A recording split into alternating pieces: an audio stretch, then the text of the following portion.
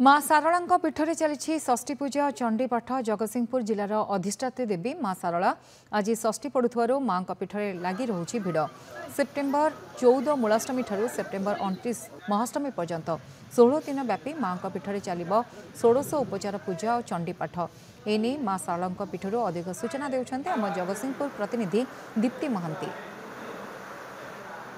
जगतसिंहपुर जिलार अधिष्ठात्री देवी झंकट माँ सारला पीठरे तो चली पार्वण पूजा चली सेप्टेम्बर 14 रु 29 तारीख पर्यंत 16 दिन चली माँ पाखे 16 उपचार पूजा चंडीपाठ चली। आज हूँ षष्ठी आम पाखे अच्छा भक्त अच्छा सेवायत अच्छा पूजक अच्छा पंडा भी अच्छा प्रतिदिन चेष्टा करवा माँ जो पूजा चली आज तो षष्ठी चली माँ पूजा विशेषता कौन रही पूजा माँ आज। जय माँ सारला तुमेव माताश्च पिता तुमेव बंधुश्च सखा तुमेव विद्या द्रविणं तुमेव सर्वं मम देव देव।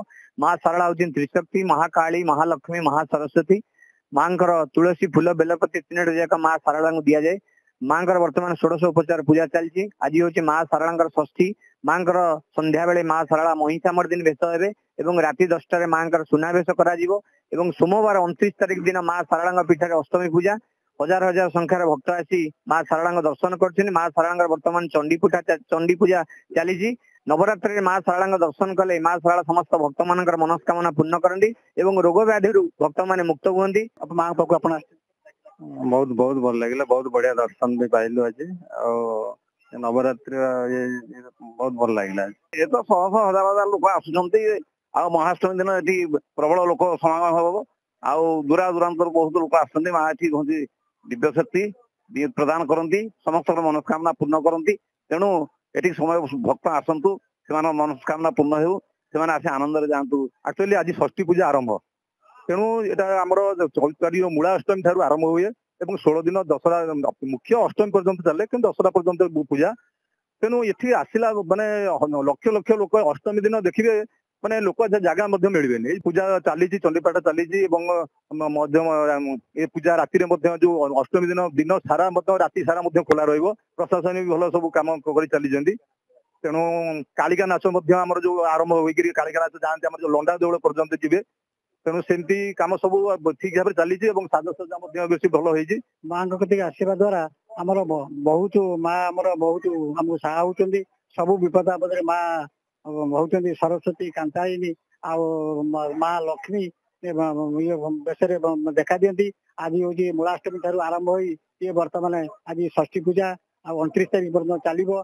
ये महाअष्टमी बहुत लोकंर ये समागम हम हजार हजार लोक समागम हम लोकंर बहुत विश्वास अच्छी जे माँ को आराधना कले सब रोग व्याधि आ मनस्कामना समस्त माँ पूर्ण करती। आमर बर्तमान माँ 16 उपचार विभिन्न प्रकार शक्तिपीठ जो विरजा है तारिणी है ये सब शक्तिपीठ नवम उपचार पूजा करेतु आज गोटे माने पवित्र दिन आम आसु माँ दर्शन कर माँ आशीर्वाद नापी। गोटे श्लोक जानी जोटा कि आम पाठ पढ़िया बेले जदि श्लोकटा कहवा आमर बहुत भले पाठ हुए। ओम शारदे वरदे माते सर्वमंगल हेतवे बुद्धि विद्या प्रदायिनी शारदायी नमस्तुते। जय माता। शुणी केते कुनी छोट पिलाटे माँ को एत भल पाए माँ को विषय जानी श्लोक दीपत कहला शांति लगिला। आम सब बेले आसु माँ का आज्ञा परिचालित माँ जहाँ आमको आशीष दिखते आम तादे परिचालित हो तेणु सब बेले माँ दया थाए आम डाकिले माँ हाँ डाकिले शुणती जिते आम सुविधा हुए माँ को पलि आसु घर पाख सन्ध्या सका पलि आसु माँ आशीर्वाद नहीं आम बर्तमान बहुत भले शुणुते माँ होती आद्य शक्ति माँ करुणामयी माँ शक्तिमयी माँ ना डाकिदेले ना पेट पुरी जाए शांति मिल जाए। शाला पीठ दीप्ति महांती नंदी गोष्ठी भी।